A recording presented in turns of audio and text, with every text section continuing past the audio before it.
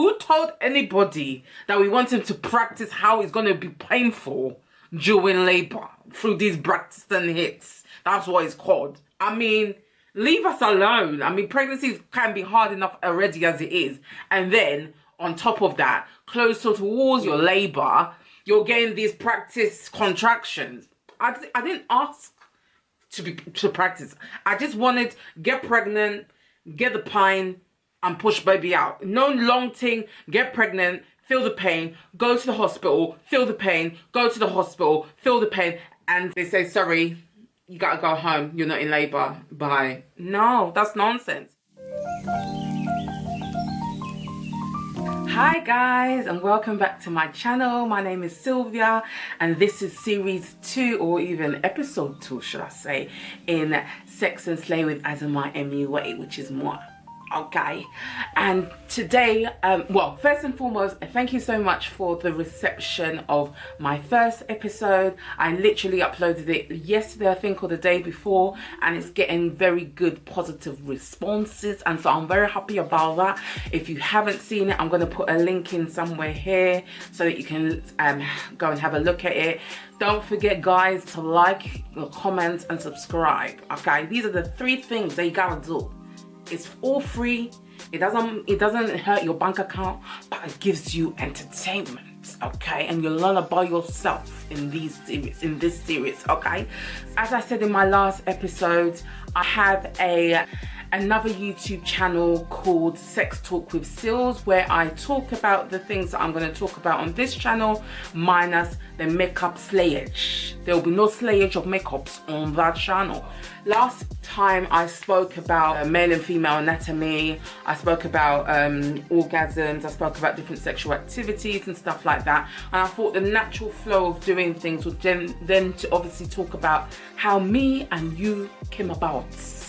What happened after our parents done what they done? What happened after that one? So I'm going to talk about that, how babies are made. Like I said, this is a series to kind of fill in the gaps of the information that we were given as kiddywinks, because I'm 40 and I don't remember nothing I was taught about how babies are made, what sex is about, what types of sex there is, different parts of my anatomy, different parts of male anatomy, different parts of intersex anatomy. I don't remember none of them things there, okay? So all I'm doing is telling you the biological side of things. You can do with the information as you will. You can go and do your research and see if I'm talking facts or not facts. I won't come here, sit here and talk nonsense to you guys for nothing, okay? So it's just things that I've learned. I haven't really learned more about, you know, how babies are made in my course, because I'm going to be dealing more with the psychological side of sexuality in regards to maybe like if a client wants to have a baby and they're having vaginismus, maybe that would then, you know, play into, you know how babies are made. Not that I would have to inform them of it, but do you get what I mean? It's because of the sexual problem as to why they're not able to reproduce. Because this is a series, I might as well just carry on as I mean to want to go on, you know what I mean? I might talk a little bit about safer sex and stuff like that, but it's going to be in the most layman's terms possible. I mean, there's no reason why, you know, kids can't learn this type of stuff, because, you know, why shouldn't they know how they were made as well, you know what I'm saying? But it's up to you guys. I'll leave that up to you guys, okay? Yeah, disclaimer, as before, I'm not qualified as yet, okay? So everything that I tell you right now is what me find out and what me I learn, okay? So all you gotta do is look at me, do my makeups, and ingesting the knowledge that I'm giving you. Not for you to act on it, too, just so that you know. Just so you know what within your body, or how you were made, or how, you know, when your mommy and daddy came together and created you, what was involved, what was the information and the details involved in them things there, okay? So that's the disclaimer. And also, you know, guys, I've already told you this, take it or leave it, but you know, I've already said that I'm not going to be explaining the different products that I use. Any product that I use in these videos, especially the Sex and Slay with AsAmIMUA episodes, all the description will be in the description box, so you know, you can have a look there. So let's do this. So guys, let's find out how we all got here. That'll be a good place to start. So in order for a baby to be made, obviously there has to be some form of interaction between the sperm of a male-bodied person that's produced in the male testicles and the egg of a female, which are produced in the ovaries of a female. The most common way would be through vaginal sex. I'm not going to speak too you know, scientifically. I'm just trying to give you guys a bit of a gist of what I want, you know what I'm saying? I'm just going to say it in my way so you guys can understand. Men can create sperm more or less on a daily basis, and it is literally overloading every day, whereas women are born with a certain amount of eggs. I need to find out. I'm going to find out actually what the average amount of eggs women are. I'll put it here somewhere. But yeah, I'll find out the average amount of eggs women are born with, because I'm not actually sure. But yeah, whatever you're born with is what you have. So it's basically, it's already uploaded or downloaded in your system when you're born until, you know, they,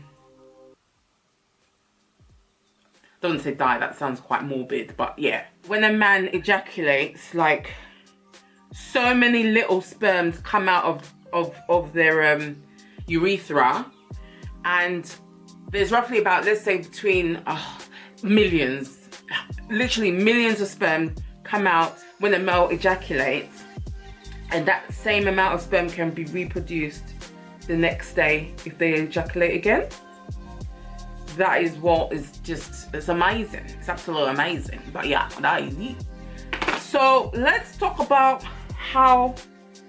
what actually happens. Like, how does the sperm join the egg in the first place? And I think I already said the most common way is through vaginal sex. So basically what happens is every month, depending on your cycle, a woman will release an egg from her ovaries on a monthly basis. It can be from 21 to 28 days. It can be on a 21 to 28 day cycle for an egg to be released. It will then just flop out of your ovaries, just like that. Thing is, if it's more than one egg, that's when you have, you know, twins, or like, you know, if it's 4 eggs, or if it's, you know, well, 4 eggs is very, very unique, but I mean, it can happen, like, you know what I mean? But yeah, so what basically happens is picked up by the fallopian tube and swallowed.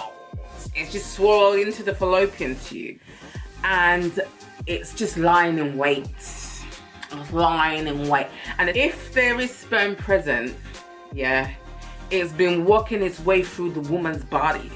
It's been swimming through the fallopian tubes, and it's made its way up and just waiting there, like chilling, waiting for an egg to be ready. So it's not usually just one sperm just waiting. No, it's not. And that's where that myth comes that it's the fastest, strongest sperm. I mean, it is to a certain extent, but it's quite hard to crack a female, you know, egg, reproductive egg, should I say.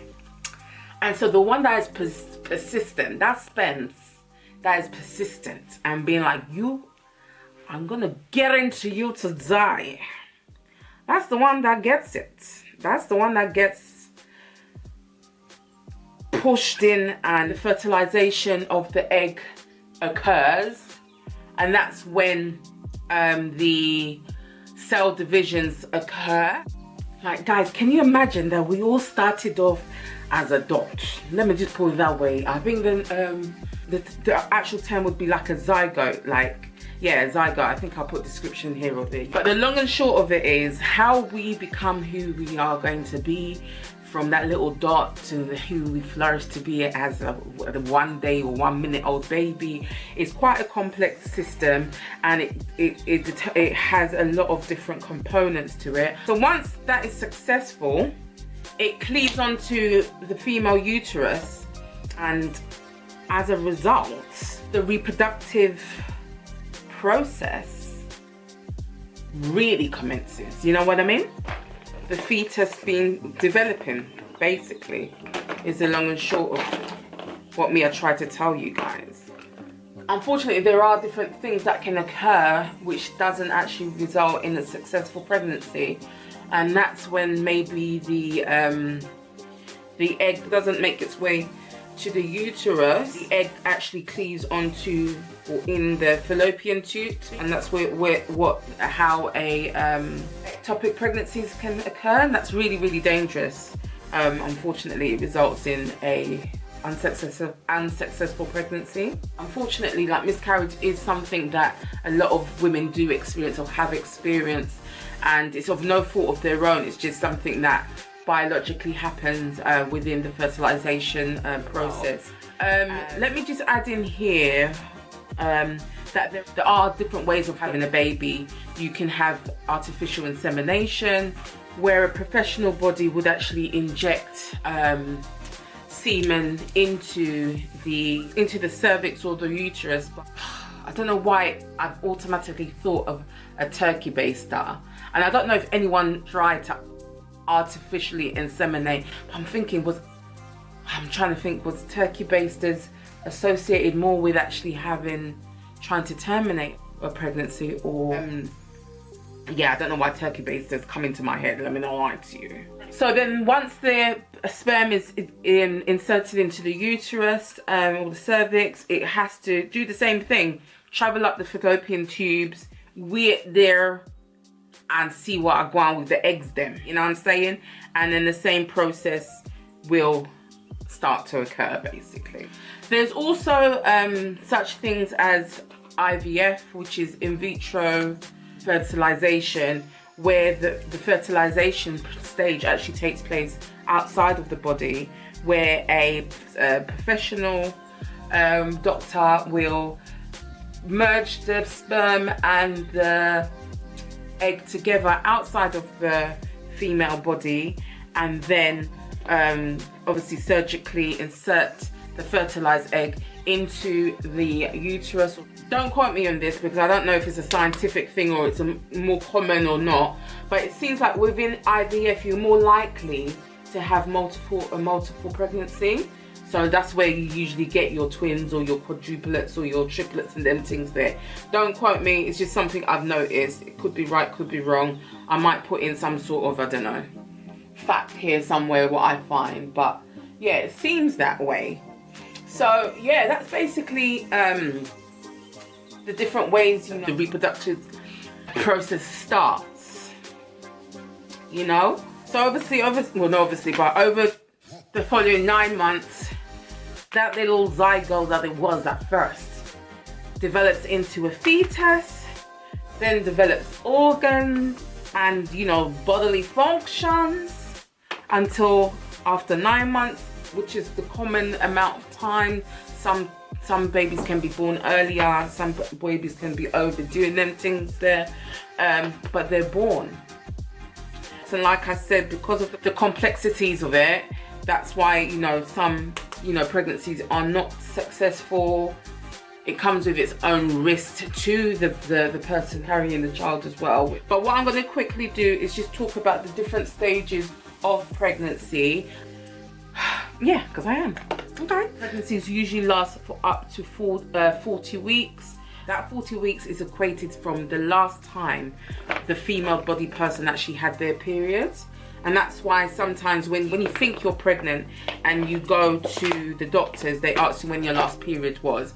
Because if you do end up being pregnant, they tell you that you're, you know, if you had a period, let's say on the 1st of May, and you found that you're pregnant on the 2nd of June, they'll say that you've been pregnant for 4 weeks if your last period day was on the 1st of May. Did I say first or the last?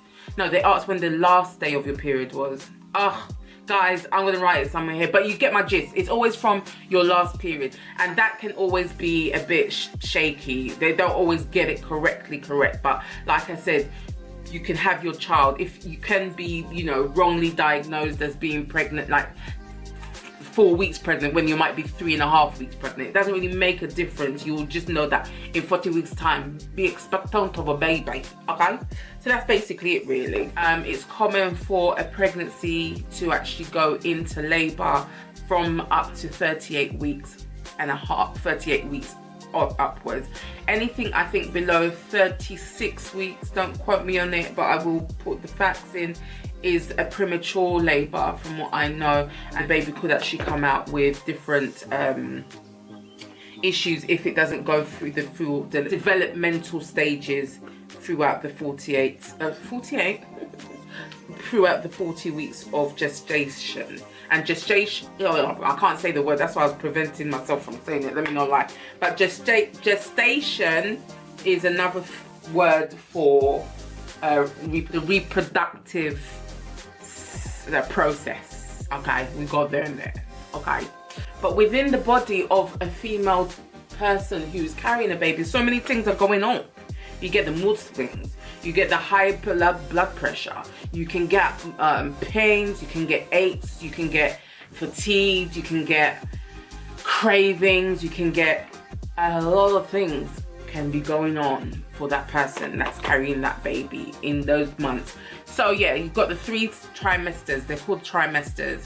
And the first trimester is basically you're splitting up 40 weeks into 3 trimesters. So 40 divided by 3, which is about 13 weeks, 14 weeks is the first trimester, the next 14 weeks is the second, and the next 13, 14 weeks is the third trimester. Don't quote me if that equals to 40 because I'm not sure, but it's long and short is around that. Or is it 12?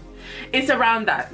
I'm not a mathematician, you get what I'm saying, okay? Yeah, I'll talk about the different symptoms that are common to, you know, each trimester basically. Yeah, okay, let's do it. Yeah, so between like week 1 and week 12 of the beginning of a pregnancy, like I was saying before, you can experience, you know, morning sickness. I don't even know why we call it morning sickness, because you can feel sick all throughout the blood.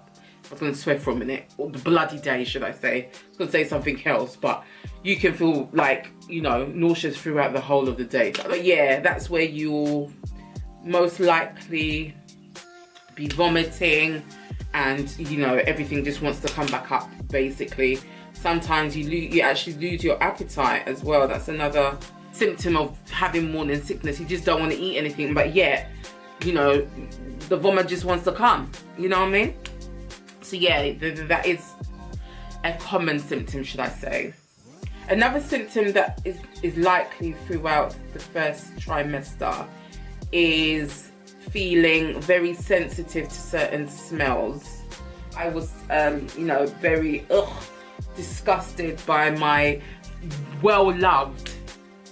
very well loved prior to that schnut powders and things like that. And also you probably feel a lot of cravings. I'm sure you guys have heard like really weird cravings. My craving, I don't know why, for both pregnancies was beer.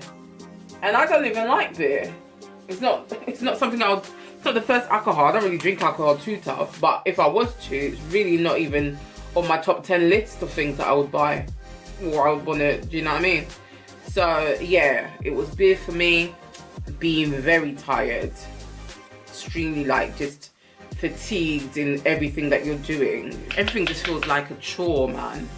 Yeah, there's also the added sensitivity of the breasts that some women do experience, as well as, I don't know if the baby automatically just comes and sits on your bladder, but yeah, you do feel like you want to pee a little bit more.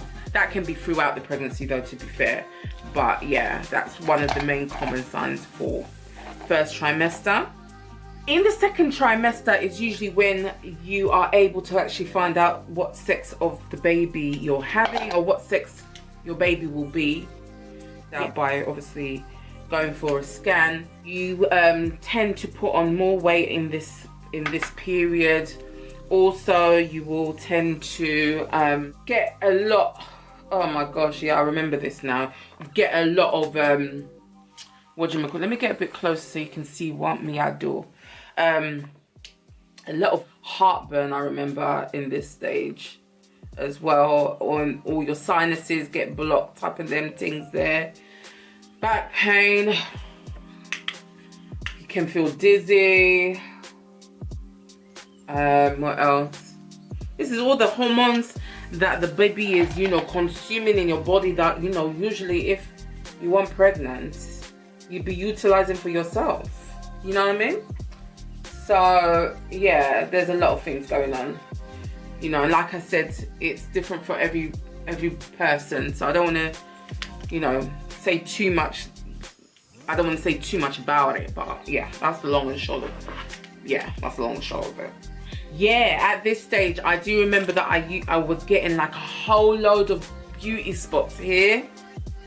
A whole load of just little black spots all on my chest. You can get like dark areas around your body, on your stomach. I remember that. Yeah, it's so strange because like soon after birth, they all went. I don't have it anymore. And I had this, I don't know if it looked like a rash. You get a line in the middle of your stomach. Well, for me, my son, I found out I was pregnant with my son when I was, I think, 3 weeks.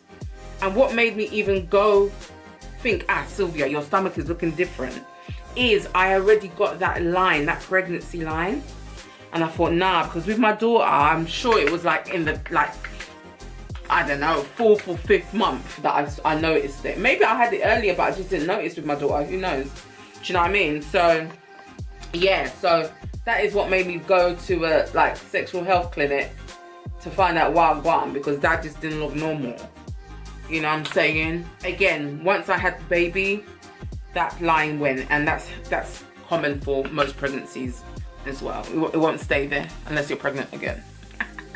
And then also, another thing is that you are able to start to actually feel the baby inside you in the 2nd trimester. It's likely. That is one thing I must say I do miss from my being pregnant.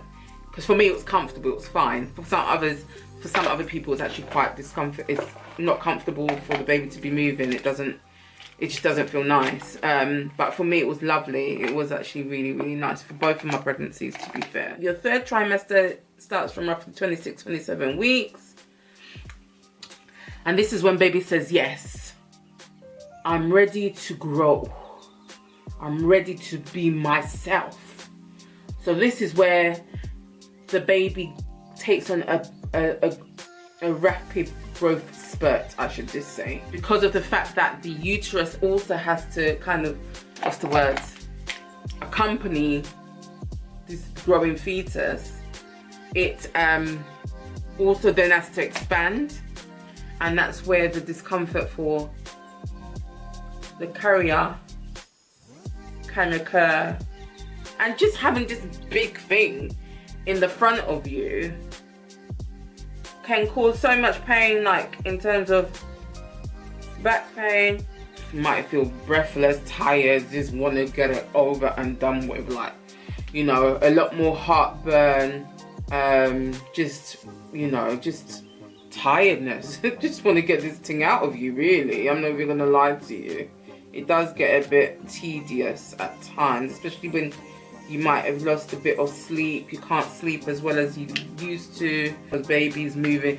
For me, like, baby wanted to move a lot more at night for some reason. I don't know what party was going on at night time that both of them wanted to enjoy the night time, the night life in my belly.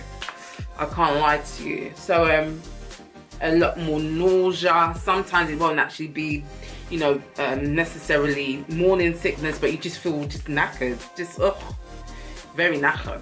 Also, on top of all of that, you can also then get Braxton Hicks, which is like practice labor pains. Who told anybody that we wanted to practice? Who told anybody that we wanted to practice how it's going to be painful during labor through these Braxton Hicks? That's what it's called. I mean, leave us alone. I mean, pregnancy can be hard enough already as it is. And then, on top of that, closer towards your labor, you're getting these practice contractions. I didn't ask to practice. I just wanted get pregnant, get the pine, and push baby out. No long thing, get pregnant, feel the pain, go to the hospital, feel the pain, go to the hospital, feel the pain, and they say, sorry, you gotta go home, you're not in labor, bye. No, that's nonsense. But yeah, some women do go through that. I'm not gonna lie, I said all of that like say I went through it, I didn't, but I can imagine because I know what labor feels like, you know what I'm saying? Yeah, it would be a long thing for me, I'm not gonna lie to you, you know? Yeah, I mean, that's the long and short of like a pregnancy. So when you are actually in labor, it usually starts, you start to get contractions.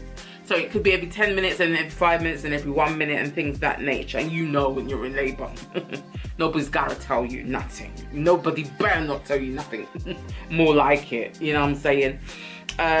Yeah, so you are having your contractions in this. So with the vaginal labor, the uterus will contract and pushes the baby down to the cervix.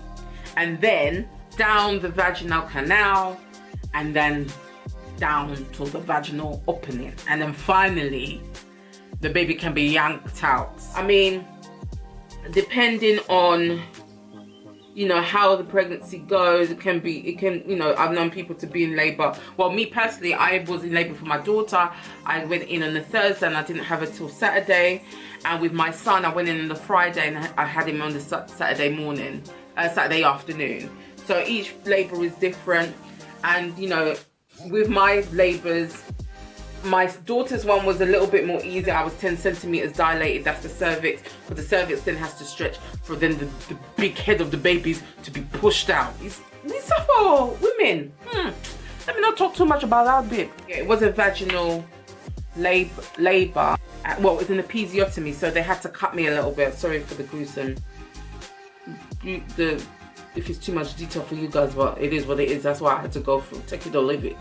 But yeah, so you can have like an episiotomy where they just have to quickly get the baby out. Maybe, and they use forceps on me as well, so they had to use forceps to pull my daughter out. Yeah, that's basically what happens in the vaginal labor. You can have a cesarean, and again, I had a cesarean for my son. And that was because they said that he was dislodged. I mean, it depends on why. My reasoning was because my baby was dislodged. The more he was pushing down, the more likely he could affect his skull. And so I had to agree to have a cesarean. Oh, a cesarean section is the baby's cut out through the abdomen. And once the baby is born in both a vaginal and a cesarean labor, the umbilical cord is severed, is cancelled, it's cut, and then the baby is on its own. It's a living being on its own. Where the umbilical cord was connected to the baby actually becomes the belly button. Isn't the human body just fantastic? And yeah, that's it really when it comes to the, you know, babies and how they're born and how we're born, how we got here and them things there. What I am definitely going to do now is talk about different ways of protecting yourself. If this whole process that I just talked about is not your cup of tea right now, that's not what you want to know about, even though maybe in the future you might want to know about it. I was going to do my lashes and that on camera, and I am still going to do it. But I think when I come back to you guys and you can see that my thing is proper sharp now, you're going to think, what the hell was I doing? Or what did I do? How come it's come back and it's so sharp? I'm basically cutting it to make it look more feline-like. But I'll talk about something in the meantime. So there's basically two main methods, you know, in terms of birth control. Yeah, so the barrier method would be for you not to even allow the sperms to even meet any part of the woman's body or see inside the woman's body. No sperms is allowed. You know, your name's not down, so you're not coming in. So you don't want no problems. You didn't say that you were coming here to have sex and produce a baby. You came here to have sex and have fun. So you will strap up. One that I'm sure everybody knows about is like condoms. You'll get yourself a rubber. And I am talking to men here. Don't get me wrong, women, you can also be providing them as well. But, you know, it's good for both people to be taking accountability if you don't want to have a child, if you know what I mean. Hint, hint. Okay, I hope you get the gist. I hope you get it. There is such a thing as a female condom as well. I'm not really sure how it worked, where this looks. It's gonna have to do. You have the other method, which unfortunately is all, puts all the onus on the woman to control birth control, which, yeah, it is what it is, but yeah. And it's all hormonal. There's the hormonal way of preventing a baby from being developed, basically. And what basically happens is whatever you've taken, the choice of contraception, well, it's called contraception. I didn't even mention that, did I? Safe sex, contraception, all of that, childbirth control, birth control, family planning. It's all the same type of thing, you know what I mean? But yeah, what basically happens is the whatever product you've taken kind of like convinces you that, you know what, Charlie, you're already pregnant too. So whatever sperms has entered your system, you don't need it, okay? That's basically what the birth control is telling the female body when sperm is available to it and it doesn't want to get pregnant. Oh, you have, you know, the pills. You can get I forgot what it's called, but it's something that goes in your hands. You can have like a coil. Of course, for all the different types of precautions you can take, some have a more successful rate than others. I mean, there's also the way that some women can actually know their cycle inside out, so they know that, yeah, if they have sex at this time, they're not going to get pregnant, all them things there. I mean, if you want to try that method, that's great, and I hope it lasts for you and it, you know, it never fails. But, you know, there can always be a chink in the system which then causes you to get pregnant, you know what I'm saying? So, you know, you can know your cycle inside out but still end up pregnant, basically. Yeah, some people think like you can't really get pregnant on your periods. It's not likely, but it is dependent on how regular your periods are. If you are one that has irregular periods, how would you know when you can get pregnant or not? That it's likely that, you know, you've got 50-50 chance if you've got irregular periods. I mean, it's not likely, but it is possible to get pregnant if you're actually breastfeeding. So, you know, it is a possibility. And another myth that there seems to be is that you can't get pregnant if you're a virgin, like the first time you have sex. Yeah, you can, darling. Sorry about that. Sorry to burst the bubble, but you know, yeah, you can. Okay, so just take the precautions. Just take the precautions, okay? If you don't want to. Some people think you can go and clean your insides once the sperm has entered, and then definitely you won't get pregnant. But unfortunately, that's another problem. You can still get pregnant. No jumping about will stop the sperms. The sperms are really tiny. They don't know nothing about, you know, let me pull back down. No, I'm sorry. It doesn't work like that. You can get pregnant. You can be pregnant, okay? So if you don't want to be pregnant, like I said, just take them precautions and you'll be alright. Let me just, before I move on to STIs, let me just quickly say this so that guys and girls and everything in between know where I'm coming from when it comes to, you know, safe sex and stuff like that. You are in control of your own safe sex habits, yeah? That's why even if you're not the one who's going to be having the baby, you should have, you know, you should take precautionary actions not to prevent that from actually being the case. Yeah, so yeah, that's all I want to kind of really say about that. So all these different types of birth controls I've mentioned are all available, you know, at sexual health. You can get them from sexual health clinics, you can get them from your doctors. So I'm just telling you guys, you know, the different types of ways you can prevent yourself from something you're not planning or you haven't planned for. You know what I'm saying?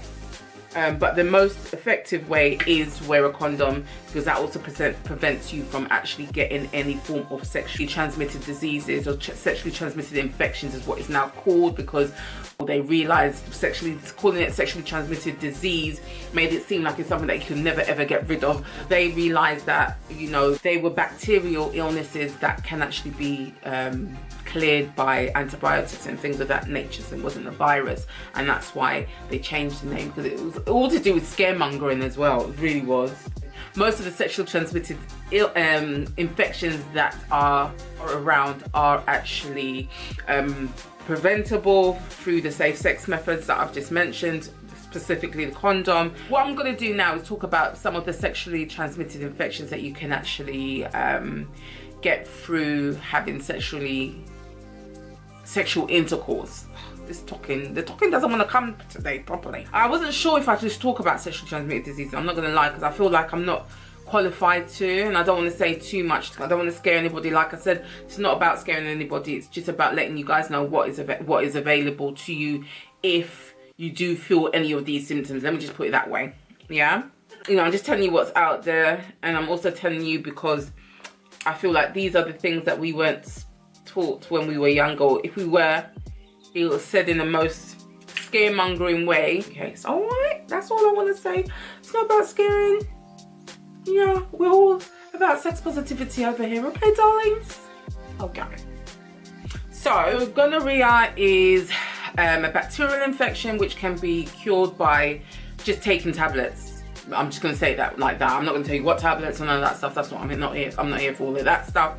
So it might come in the sense of feeling pain during intercourse or while urinating, and like I said, it's very common, so it's very easily you know, managed as well. The next one is syphilis. That's also well, it's a viral infection, and it's also very easily cured. Kind of shows up after about a week or 2 weeks after intercourse.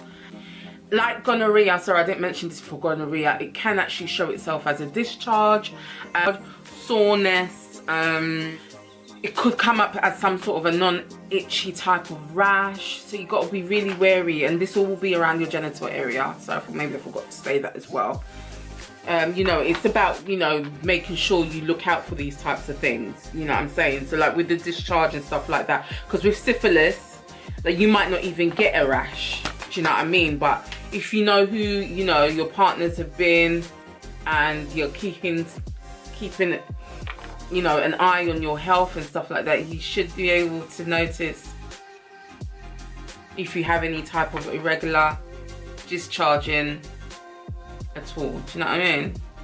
So yeah, and you know, that's one of the things I would really advise in any type of relationship, is get checked out often enough. If you change your partner, yeah, if you change your partner, if you have multiple partners and things of that nature, it is very wise to check yourself out, because with syphilis, you know, the rash can take a while to actually show. So if you are in tune with your body, or if you do have those regular checks, it's likely that you'll be able to catch it. Yeah, okay. Chlamydia is the next one I want to talk about, and it's more or less the same type of symptoms, guys.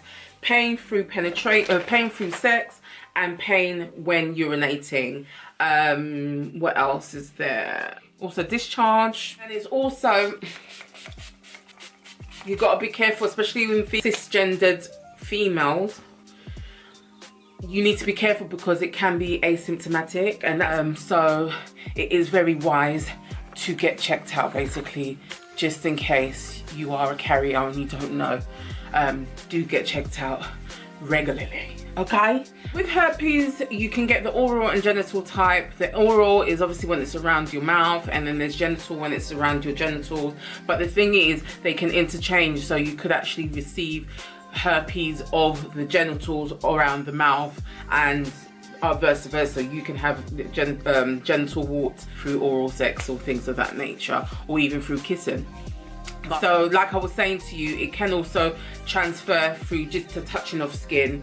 It doesn't have to be through bodily fluids or anything of that nature. It could just be that you've got one on your face, someone touches you in your face and they get it, and it could be then transferred if that person has oral sex or anything like that, or has sex. It can then be transferred through that way as well. I hope I'm making myself clear, because I feel like I'm confused myself, but I'll put a clarification on one of these sides just so that we're both on the same page, okay? With herpes, it's not life-threatening or anything like that, but it's also, there is no known cure for it. There are different types of medication that you can take to actually repress the infection, but it won't necessarily be cured, so you can actually get it again, basically. Well, you can get all sexually transmitted diseases or infections. Why do I keep on saying diseases there? I think because I was brought up with STDs, STDs. It sounds more, it rolls off the tongue more than STI. Well, STIs rolls off smoothly as well, to be fair. But anywho, the medication for herpes could be that you have the outbreak, you have the medication, you never get it again, or you have the outbreak, you have the medication, but it comes back and you have to continue having that medication, basically. And another thing is, again, you could be asymptomatic, and that's why I can't stress enough about getting checked on a regular basis, is because, yeah, herpes could just be hiding inside you and you don't know. You're giving it out to people, you're just sharing it with people, you're just the gift that keeps giving, and you just don't know. So it's always wise to get checked out for all the different types of STIs that I've been talking about to you guys. Yeah, next virus I want to talk about is HPV, the human papilloma virus. And the thing about it is the fact that we all tend to actually have it within us. We don't even know that we've got it. It could be that we've already spontaneously gotten rid of it somehow through nature. I mean, no, I don't know, I'll write it here, I'm not really sure, but it's what it is. Yeah, so what you can get through having HPV is warts, and you can also feel like bumps on your skin and things of that nature. There is also a vaccine to actually prevent it, and they actually offer it to young children around 14 or something like that, before you actually start having sex, basically, because it can potentially create a cancer, and obviously that wants to be prevented. So yeah, the last type of sexually transmitted infection I want to talk about is HIV and AIDS, and it's come a long way, guys. It is not that death sentence that, you know, back in the 80s it was like a mysterious disease that was going around, and it was seen as the gay disease kind of like thing, and it was predominantly affecting gay people and all of this stuff. It's something that people now live with and don't pass on to other people, don't pass on to their sexual partners and things of that nature. So I wanted to say that first before I said anything else. So HIV stands for human immunodeficiency virus, and AIDS stands for acquired immunodeficiency syndrome. And basically what it is that the virus, but it's translated in the most layperson's way, it kind of doubles itself or replicates itself in your system, attacks your immune system. Because of that reason, your immune system becomes very weak, and you don't necessarily even die of having, you know, HIV or AIDS. You usually die of other illnesses like pneumonia, or even sometimes a common cold. There are so many different ways that it can be managed on a day-to-day basis. Whoever has it can live a, you know, fulfilling life without worrying that they're going to pass it on or anything like that. It hasn't got that same stigma that it used to, because there's been so much scientific research and, you know, remedies that have, you know, been used to actually help people who have gone through you know, receiving that diagnosis. You still should use, you know, condoms and things of that nature, but there are also drugs that you can use that blocks the virus from being passed on during intercourse. But, you know, first and foremost is to protect yourself anyway. But like, guys, I'm coming to the end of this this episode of Sex and Slay with AsAmIMUA anyway. It was all about how to have babies, and if you want to have them, what happens, the process of what happens, how not to have babies, how to prevent it, birth control. But guys, the main thing I really want to kind of get across with this episode is about being safe in all the choices that you make. You know, being abstinent if you don't actually want to bother with all that headache of even having sex and possibly getting pregnant or getting someone pregnant and things like that nature. Just be wise, choose your partners wisely, and get tested. Yeah, that's it guys. This is the finished look. I hope you like it. Any comments down below on how I could make these this series better. Let me see if I can get a closer look at what I do. I hope you like it. I hope you like it. Yeah, but yeah, I'm gonna love you guys and leave you. Thank you for staying to this point. If you haven't watched my first episode, feel free to go and watch the first episode. The link will be here somewhere. Guys, comment, like, share this so that other people can know what I go on when it comes to sex and them things there. Subscribe if you haven't subscribed. Comment below what you want me to talk about, and I will see you in my next episode guys. Take care, stay blessed, bye.